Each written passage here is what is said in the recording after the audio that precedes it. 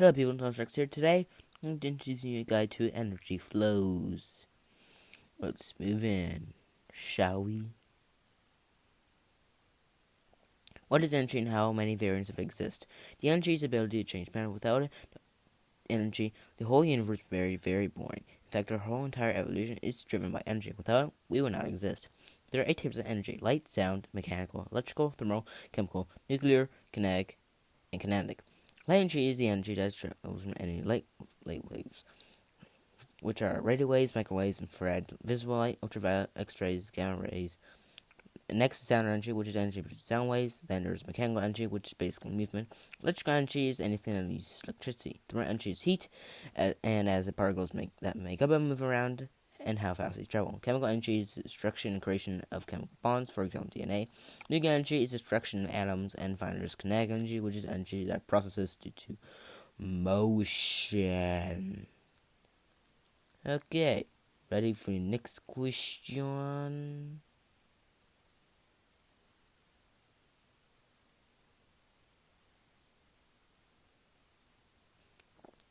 If my visas, you can read the rest. So let's one quickly before we move on.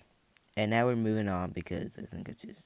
What is an energy flow and how does energy change form? An energy flow is how energy changes from one type to another with different things. For example, the battery from your phone is using chemical energy, but all that energy will be transferred into thermal and electrical and light energy. When the battery does, all that once used for energy is now useless thermal energy, just floating up into space. Another example is us. Light energy from the sun gets absorbed into chemical energy from the watermelons, in which use that energy to grow and form fruits from flowers, which we eat the fruit and gain chemical energy and convert into mechanical sound and thermal energy. Well, now we're going to move on to our next phase. Energy cannot be created nor destroyed. This is the first law of thermodynamics. According to the first law of thermodynamics, energy can never be created or destroyed. This is because of energy flows, and all energy is thermal and thermal energy flow into the vacuum of space. What happens to energy as it changes form? Second law of thermodynamics. If energy cannot be destroyed, what does it seem like we're destroying all the time?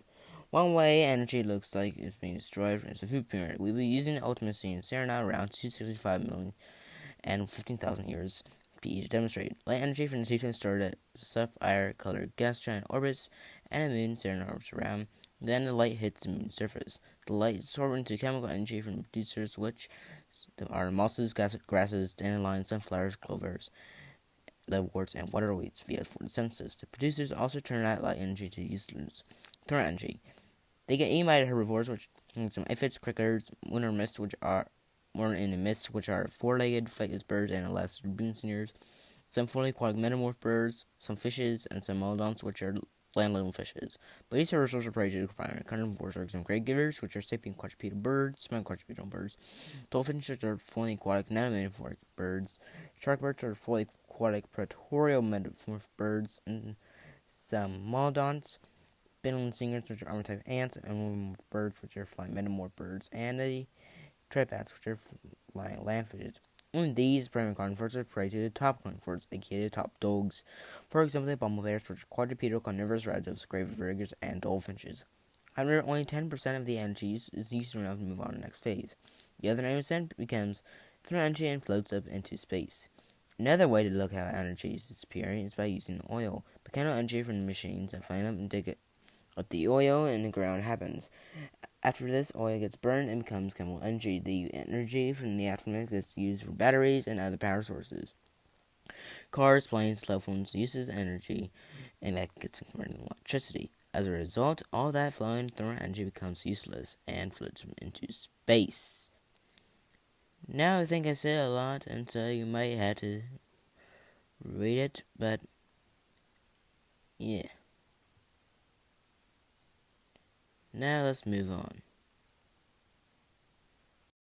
What is a potential motion machine and how can they function? A potential motion machine is a machine that can do work definitely without any external source. Think of it as a windmill that produces the breeze it needed to keep rotating, or a light bulb that pretend produces its own electricity with its globe. However, the dream of potential machines will sadly not be a reality because of the law of thermodynamics. The first law of thermodynamics states that energy don't get to be created or destroyed, which already invalidates the possibility of potential motion machines. The second law of thermodynamics states that energy spreads in different ways, for example, friction. As things move, they create heat by friction with the environment. That heat escapes on the moving material and makes the machine use energy. In turn, machine energy and use such energy. As is, and the potential motion machine gets weaker and more useless as the energy wears off. Eventually, the whole machine will become very, very useless, and in fact, not even work. Thank you for watching this video. Please subscribe, like, comment, and ring that quiet bell that wants to be rang. Don't forget to join the Discord server for any updates. See you later, and goodbye.